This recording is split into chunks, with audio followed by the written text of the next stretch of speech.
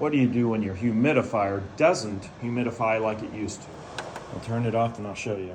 When I pull up this wick, you'll see where the problem is. When you look at the wick, you can see all these mineral buildups are stopping the water from wicking up. You could replace it with another wick. Sometimes I go to the thrift store and I pick these up for like 50 cents and I cut them down.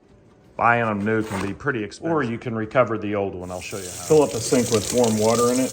I'll add just a little bit of soap.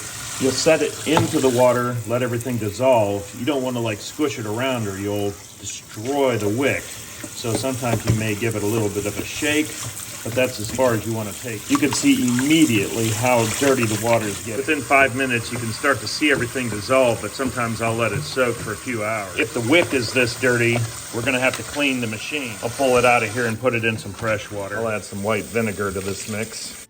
We'll look at the condition of the rest of this. If you look at the bottom, you can see that is disgusting. I'll pull off the water reservoir. You can see there's all kinds of dirt in there, and you don't want dirt in there. This was just cleaned just a few months ago.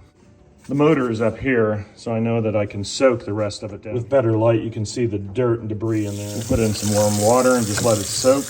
I'll just let the wick continue to soak as well. You can see that debris is starting to loosen up.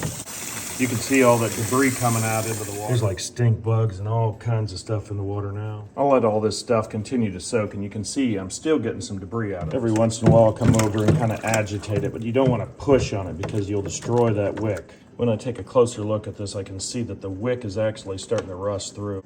Because of this, I'm going to turn it around. I'll remove it from the water and just let it drip dry. The second soaking got more debris out of it. We can see in here, it's clean. We'll place the wick back in. The reservoir is pretty nasty as well. See all that stuff in there? Here's a better look at that nastiness. Like everything, we'll clean this out. We'll let everything soak. Clean up that bottom valve. Even the top feels dirty. We'll fill the entire thing up and just clean it. Everything is maintenance. I'll fill it up with fresh water and see how clean it is. I usually pick these humidifiers up at the thrift store for about $5, and they're, of course, nasty, so you have to clean them. But once they're clean and you keep them clean, they work well. I've got it filled right now with warm water. I can see a little bit of dirt in there, so I just may let it soak a bit more, then refill it. Place the water container back in.